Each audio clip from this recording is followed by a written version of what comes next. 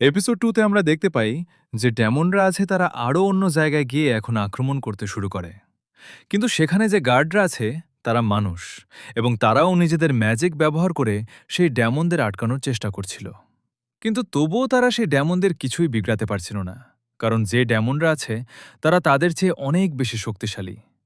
সমস্ত ডেমন এখন দেয়াল ভাঙার পর ভেতরে ঢুকে যায় এবং সেখানে যত সোলজার আছে তাদের সবাইকে মেরে দেয়। এরপর একজন ডেমন এসে এই সমস্ত বিষয়টা ডিমন কিংকে রিপোর্ট করে যে রোজিয়ার ভেতরে যে যুদ্ধ চলছে সেটা বেশ ভালোভাবেই চলছে, কিন্তু মনে হচ্ছে তারা নেবারিং কান্ট্রিগুলোর সাথে অ্যালায়েন্স তৈরি করছে যাতে করে তারা এই যুদ্ধটা শেষ করতে পারে। এটা শুনে ডিমন কিং বলেন যে মানুষরা একসাথে আসছে বিপদের সাথে লড়াই করার জন্য।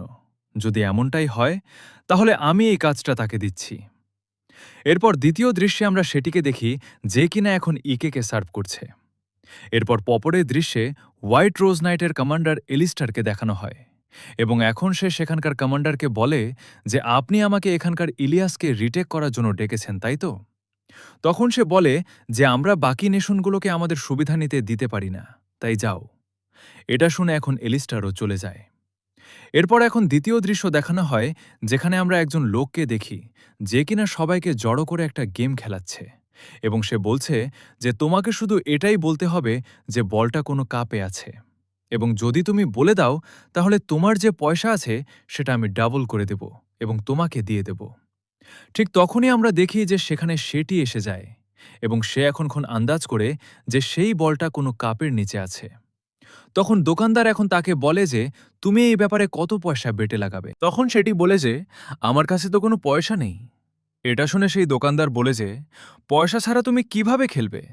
কিন্তু ঠিক তখনই সেই দোকানদার সেটির শরীরের দিকে তাকাতে শুরু করে, এবং এখন তার মনে কিছু খারাপ চিন্তা আসতে শুরু করে, এবং এখন সে তাকে বলে যে যদি তোমার কাছে পয়সা না থাকে তাহলে তুমি অন্য কিছু বেটে লাগাতে পারো। এভাবে বলার পর এখন সেই দোকানদার কাপ তোলার জন্য যাচ্ছিল, কিন্তু হঠাৎ করে সেই কাপগুলো বাতাসে উড়তে শুরু করে, এবং ঠিক তখনই সেখানে যত মানুষ ছিল তারা বলতে শুরু করে যে এই কাপগুলোর নিচে তো বলই নেই, এর মানে তুমি চিটিং করছিলে, আমাদের পয়সা আমাদের ফিরিয়ে দাও। তারা সবাই এখন সেই দোকানদারের সাথে ঝগড়া করতে শুরু করে। আমরা জানতে পারি যে এই সমস্ত কাজটা করেছিল ইকে, যে কিনা এখন সেটিকে সেখান থেকে ডেকে নেয় এবং তাকে বলে যে তুমি এখানে কি করছো, একটা মেইডের তার মাস্টারকে এভাবে একা ছেড়ে দেওয়া উচিত নয়। তখন সে তাকে বলে যে মাফ করে দাও, আমি শুধু কৌতূহলী হয়ে গিয়েছিলাম দেখার জন্য, এমনিতে আপনি এই পোশাকগুলো কেন পরে আছেন?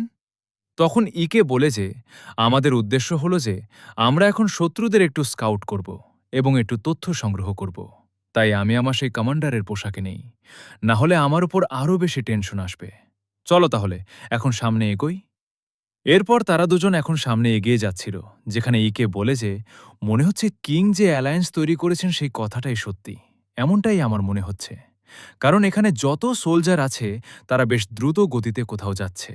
সেই সময় সেটি জিজ্ঞেস করে যে কিংয়ের অ্যালায়েন্সের মানে কি।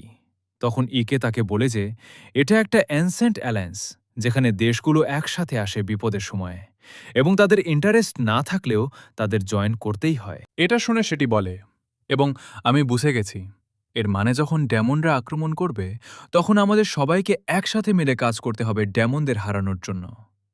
তখন ইকে বলে যে হ্যাঁ, এই যে অ্যালায়েন্সটা আছে সেটা আগেও 3বার তৈরি হয়েছে, এবং 3বারই ডিমন লর্ড আর্মি হেরে গেছে, এবং আবার ডিমন লর্ড আর্মিকে ক্যাসেলে ফিরিয়ে দেওয়া হয়েছে। এটা শুনে সেটি একটু মন খারাপ করে ফেলে, এবং এখন বলে যে এবারও কি এমনটাই হবে? তখন ইকে বলে যে তোমার কেন চিন্তা হচ্ছে, তুমি তো একজন মানুষ, তাই না? যদি ডিমন লর্ড আর্মি হেরে যায় তাহলে তুমি মুক্ত হয়ে যাবে, তোমার তো খুশি হওয়া উচিত। এর উত্তরে সে বলে যে মানুষদের সমাজে একজন স্লেভ চিরকালের জন্য স্লেভই থাকে। যদি আপনি আমাকে ছেড়ে দেন তাহলে আমার অবস্থা সেই বাচ্চাদের মতো হয়ে যাবে। সেটি এখানে কিছু বাচ্চাদের কথা বলছিল যাদের অবস্থা অনেক বেশি খারাপ, কারণ তাদের স্লেভ বানিয়ে রাখা হয়েছে। এটা শুনে ইকে তাকে বলে যে এমনটাই যদি হয় তাহলে তুমি চিন্তা করো না, কারণ এখন যে ডিমন লর্ড আছেন তিনি অনেক বেশি শক্তিশালী এবং বুদ্ধিমানও, তাই আমরা হারব না। ইকে মনে মনে ভাবছিল যে ডিমন আর মানুষদের মধ্যে অনেক বেশি সমস্যা আছে, আসলে সেটা কিভাবে পাল্টানো যেতে পারে। তারা এখন সামনে এগিয়ে যাচ্ছিল, ঠিক তখনই হঠাৎ করে সেখানে সেই দোকানদার চলে আসে একটা বেশ বড় গুন্ডাকে নিয়ে। সেই দোকানদার রাগান্বিত হয়ে বলে যে, তুমি আমার ট্রিক নষ্ট করে দিয়েছ, তুমি আমার অনেক ক্ষতিও করেছ, তাই তোমাকে সমস্ত দায়িত্ব নিতে হবে। তুমি আমাকে পয়সা দাও এবং তোমার এই স্লেবও আমাকে দিয়ে দাও। এটা শুনে ইকে এখন আশেপাশে দেখে এবং এখন বলে যে, মনে হচ্ছে এখানে কেউই নেই, তাহলে এটা ঠিকই থাকবে। এভাবে বলার পর এখন নিজের ছড়িটা বের করে নিজের পাওয়ার ব্যবহার করে সেই গুন্ডার পা জমিয়ে দেয় এবং সেই সাথে ইকে এখন অনেক বেশি ঠান্ডা বরফও সেই দোকানদারের গলার উপর রেখে দেয়। এখন সে তাকে কিছু জিজ্ঞেস করতে যাচ্ছিল, কিন্তু সেই দোকানদার অনেক রাগান্বিত হয়ে ইকেকে বলে যে, এই সমস্ত জিনিস আমার সামনে থেকে সরাও। এটা শুনে ইকে এখন তার হাতে একটা বরফ ঢুকিয়ে দেয় এবং তাকে আহত করে দেয়। এটা দেখে সেই লোকটা ভয় পেয়ে যায় এবং এখন সে বলে যে, ঠিক আছে, আমাকে মাফ করে দাও, তোমার কি চাই? তখন ইকে এখন তাকে বলে যে, আমাকে এটা বলো যে আসলে আর্মি এই শহরে কি করছে এবং যে সোলজাররা আছে তারা বেশ তাড়াতাড়ি কোথাও যাচ্ছে। তখন সেই দোকানদার বলে যে, আমি জানি না। এটা শুনে ইকে বলে যে, ঠিক আছে, তাহলে আমার তোমার দরকার নেই, আমি তোমাকে মেরে দিচ্ছি। তখন সেই দোকানদার ভয় পেয়ে যায় এবং এখন সে বলে যে, ঠিক আছে, আমি বলছি। এখন সে তাকে বলে যে, তুমি কি শুনেছ যে অ্যালায়েন্স অব কিং তৈরি হয়েছে ডেমনদের সাথে লড়াই করার জন্য?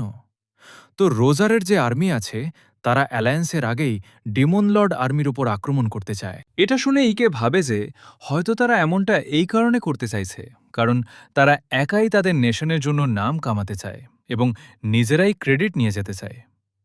অ্যালায়েন্স তৈরি হওয়ার আগে স্ট্র্যাটেজি কাউন্সিলের সামনে তারা নিজেদের সুবিধায় রাখবে এবং যুদ্ধের পর তারা নিজেদের প্রভাব বাড়াবে এবং অবশ্যই যদি তারা ব্যর্থ হয় তাহলে রোজিয়া অনেক বেশি খারাপ অবস্থানে চলে যাবে।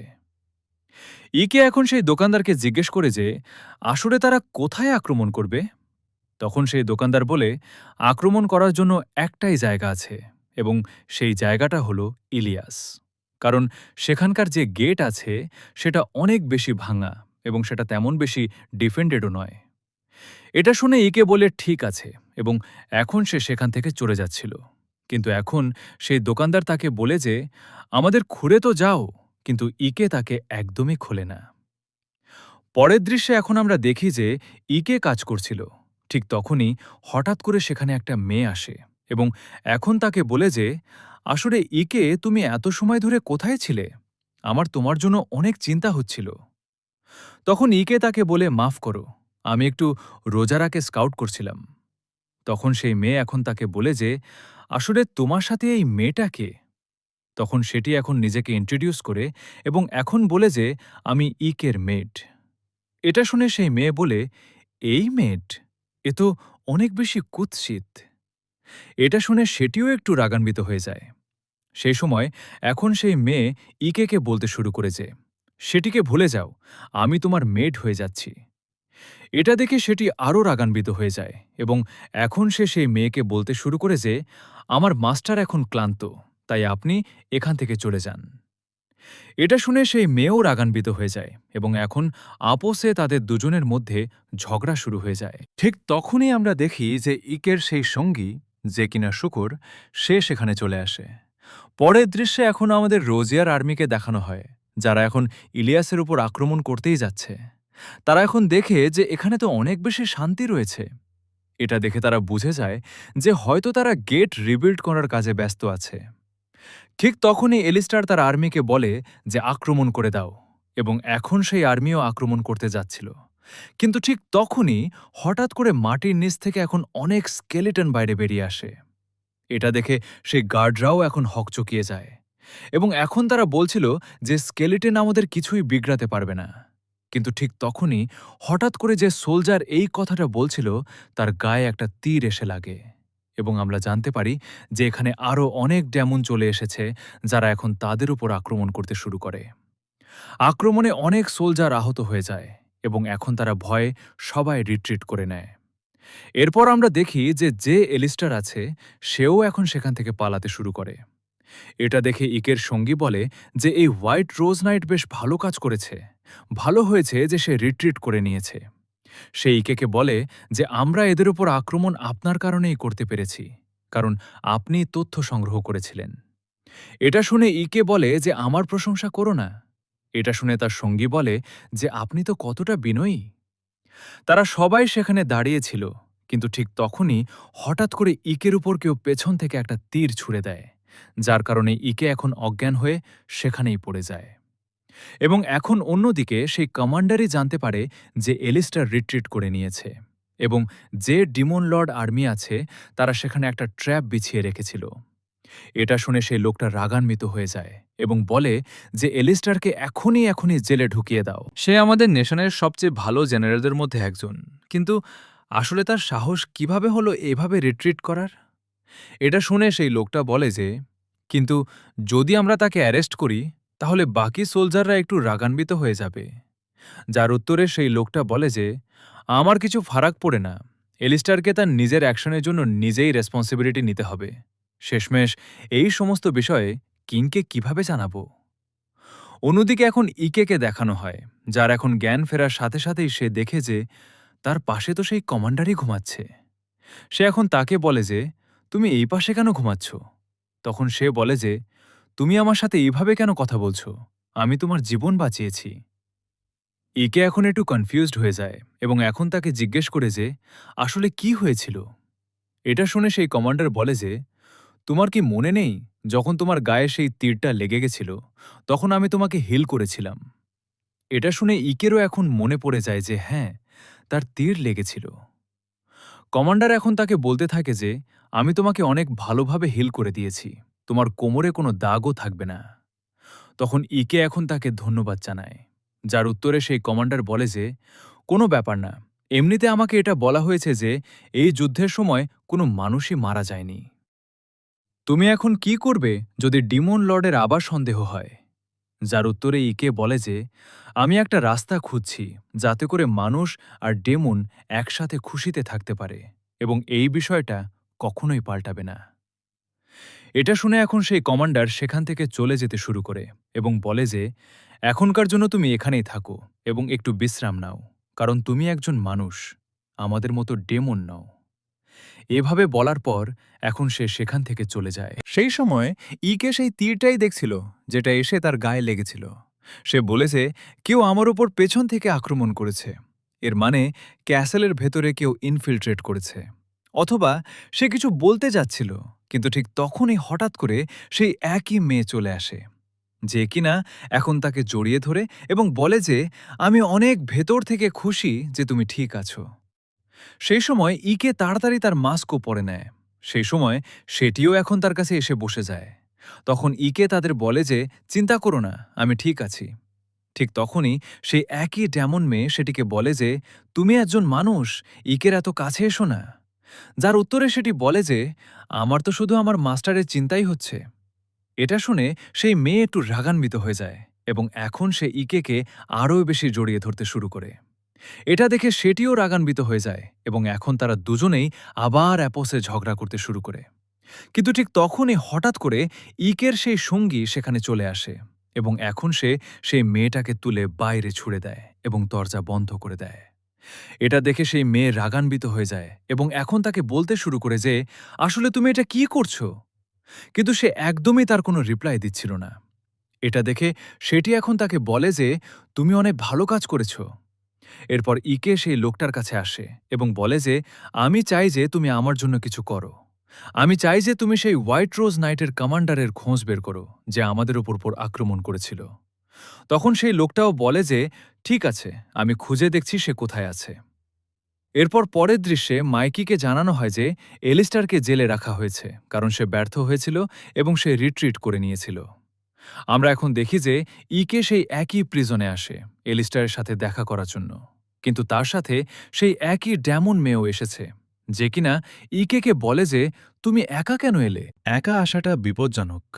যার উত্তরে ইকে বলে যে আমি এলিস্টারকে কিছু জিজ্ঞেস করতে চেয়েছিলাম এবং লিলিথ, আমি তোমাকে এখানে আসতে কোথাও বলিনি। তখন লিলিথ বলে যে কিন্তু তুমি একা এখানে থাকতে যাচ্ছিলে, এবং যদি আমরা দুজনেই থাকি তাহলে আমরা আরও অনেক দারুণ জিনিস করতে পারব। তখন ইকে তাকে বলে যে আমি এমন কিছুই করতে যাচ্ছি না, কিন্তু যদি তোমার আমার সাথে আসতে হয় তাহলে চুপচাপ আসতে হবে। তখন লিলিথও বলে, ঠিক আছে। এরপর এখন সে তার সাথে একটু জড়িয়ে যায় এবং এখন তারা ভেতরে ঢুকতে শুরু করে, যেখানে ইকে দেখে যে এখানে তো গার্ডরা দাঁড়িয়ে আছে। কিন্তু সে কোনো রাস্তা খুঁজছিল ভেতরে ঢোকার, কারণ সে বেশি অ্যাটেনশন আনতে চাইছিল না। সে জিনিসগুলো শান্তভাবে করতে চেয়েছিল। কিন্তু ঠিক তখনই লিলিথ গিয়ে সেই গার্ডদের মেরে অজ্ঞান করে দেয় এবং বলে যে এখন আমরা ভেতরে যেতে পারব। এরপর তারা ভেতরে যায়, যেখানে ইকে দেখে যে এখানকার জায়গাটা অনেক বেশি বড়। এলিস্টারকে খুঁজতে তাদের অনেক সময় লাগবে। তখন লিলিথ বলে, তার চিন্তা করো না। এভাবে বলার পর এখন একটা গার্ডকে অজ্ঞান করে তার কাছ থেকে চাবি নিয়ে নেয় এবং এখন সে ইকেকে জানায় যে এই গার্ড বলেছিল যে এলিস্টার টপ ফ্লোরে আছে। এরপর এখন তারা টপ ফ্লোরের দিকে যাচ্ছিলই, কিন্তু ঠিক তখনই হঠাৎ করে সেখানে আরও গার্ড চলে আসে তাদের আটকানোর জন্য। এটা দেখে লিলিথ তখন ইকেকে বলে যে এদের আমি সামলে নেব, তুমি সামনে যাও। তখন নিকেও বলে, ঠিক আছে, কিন্তু বেশি কোনো রক্তারক্তি করো না। তখন সেও বলে, ঠিক আছে। এরপর এখন নিকে যাচ্ছিলই, ঠিক তখনই সে কিছু চিৎকারের আওয়াজ শোনে এবং সে পেছনে তাকিয়ে দেখে যে লিলিথ তো সেই গার্ডদের অনেক বেশি খারাপ অবস্থা করে দিয়েছে। এই বিষয়টা ইকেও দেখে ফেলে, কিন্তু এখন সে এই বিষয়টা এড়িয়ে গিয়ে সামনে এগিয়ে যায় এবং এখন সে এলিস্টারের রুমে পৌঁছায়। কিন্তু সে দেখে যে সেখানে তো এলিস্টার নেই এবং ঠিক তখনই হঠাৎ করে কোনো একটা মেয়ে এসে তার পেছন থেকে আক্রমণ করে, কিন্তু ইকে সেটা এড়িয়ে যায়। এভাবেই সেই মেয়ে এখন তার উপর আরও আক্রমণ করতে শুরু করে, কিন্তু ইকে তার সমস্ত আক্রমণ এড়িয়ে গিয়ে তার উপর আক্রমণ করে তাকে নিচে ফেলে দেয়। সেই মেয়ে এখন ইকেকে বলে যে আসলে তোমার কি চাই? তুমি কি আমাকে একজন জেনারেল হিসেবে হাসতে এসেছ, কারণ তুমি আমাকে হারিয়ে দিয়েছ? তখন ইকেও বুঝে যায় যে এই মেয়েটাই এলিস্টার। সে এখন তাকে বলে যে আমি তোমাকে একটা প্রশ্ন জিজ্ঞেস করতে চাই, এবং সেটা হলো, আগের যুদ্ধের সময় কি তুমি ইলিয়াসে একজন অ্যাসাসিন পাঠিয়েছিলে আমাকে মারার জন্য? ইকে ভাবছিল যে সেই অ্যাসাসিনকে কি এলিস্টার পাঠিয়েছিল নাকি অন্য কেউ। এলিস্টার দাঁড়িয়ে ইকেকে বলে যে তুমি কি সত্যিই একজন ডেমন? এটা শুনে ইকেও একটু ঘাবড়ে যায় এবং বলে যে তোমার বলার মানে কি? এবং ঠিক তখনই সে দেখে যে বাইরে কিছু গার্ডের আওয়াজ আসছে, যাদের জানা হয়ে গেছে যে এখানে ইকে চলে এসেছে, তাই তারা এখন তাকে ধরার জন্য আসছিল। এই কারণে ইকের মনোযোগ একটু সরে যায় এবং ঠিক এই সুযোগটাই কাজে লাগিয়ে এলিস্টার একটা ছুরি বের করে নেয় এবং ইকের গলার উপর রেখে দেয় এবং বলে যে এটা বলো না যে তুমি একজন মানুষ। এবং এখানেই এই এপিসোড শেষ হয়ে যায়। পছন্দ হয়ে থাকলে ভিডিওতে লাইক করে দিও, নতুন হলে সাবস্ক্রাইব করে দিও। দেখা হবে পরের এপিসোডে। ততক্ষণ পর্যন্ত বাই বাই।